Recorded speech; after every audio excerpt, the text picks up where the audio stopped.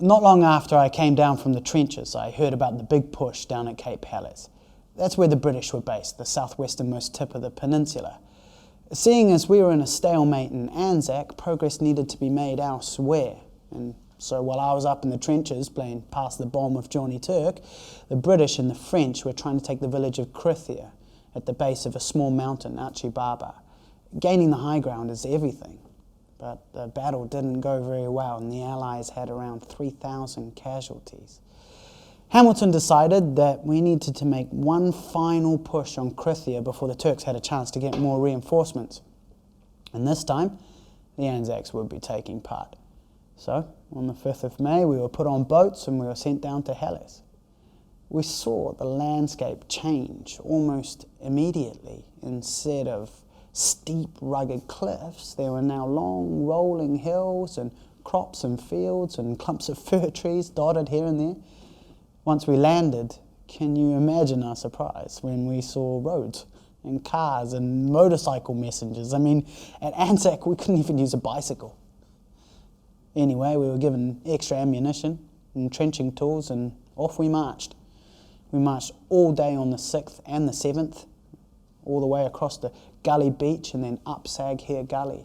We didn't stop for anything except to eat and to sleep a little, which was hard amid the chaos of so many troops.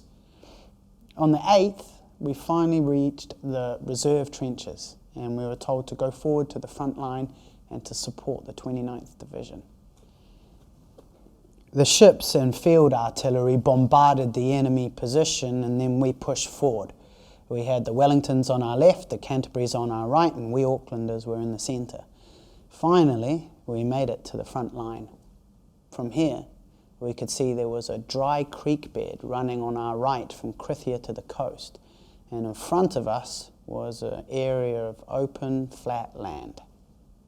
At some point in time it would have been used for crops, but now it's just overgrown with poppies and long-stemmed daisies.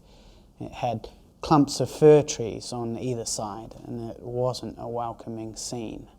We were only 800 yards from the Turks' front line, but it seemed impossible.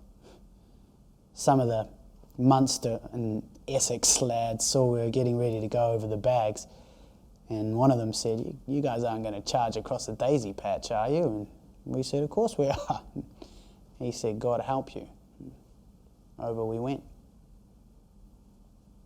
I may have been exhausted when I got into that trench, but there's nothing like a hail of bullets to get the legs pumping. We marched across that daisy patch. I say marched, but boy did we move. Gunfire was coming from the fir trees and from the creek bed. There were snipers. Bullets were raining down on us from all sides. It seemed to happen so quickly, yet at the same time it felt like it went on forever. We had only gotten a third of the way, and we just couldn't go any further. We would push and they would push back. They were just mowing us down. By 3 o'clock we were digging in.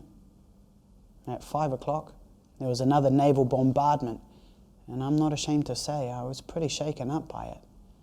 We attempted one final push with the Otagos in support, but we were so thinned out we just couldn't get any further. It was no use.